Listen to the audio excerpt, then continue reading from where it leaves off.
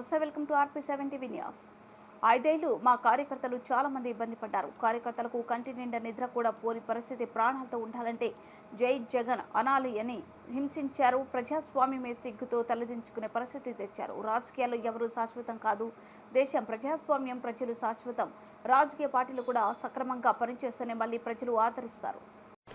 అదే సమయంలో 5 సంవత్సరాలు మా కార్యకర్తల పడిన ఇబ్బందులు, చాలా మంది స్లీప్లెస్ నైట్స్, కంటి నిండా నిద్రపోని పరిస్థితి. అక్కడి నుంచి నేను చూస్తే చాలా కడాన మనిషిని హింస పెడుతూ, నువ్వు ప్రాణంతో బతకాలంటే జై జగన్ అనమంటే జై తెలుగుదేశం, జై చంద్రబాబుని ప్రాణాలు వదిలిన సందర్భం చంద్రయ్య. ఇది తలుచుకుంటే ఆ కమిట్మెంటే, ఆ త్యాగాల ఫలితమే ఈరోజు ప్రజాస్వామ్యాన్ని కాపాడుకోగలిగాం.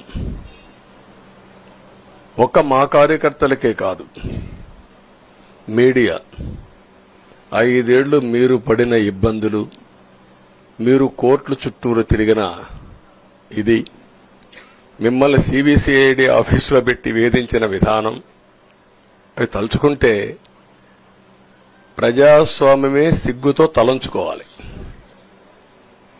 అలాంటి సంఘటనలు జరిగాయి. మేనేజ్మెంట్ని ఒకరినని కాదు, ఎవరినైనా పట్టుకురావచ్చు, ఏదైనా చేయొచ్చు అనే ధీమా వచ్చేసి ఇష్టానుసారంగా ప్రవర్తించే పరిస్థితికి వచ్చారు.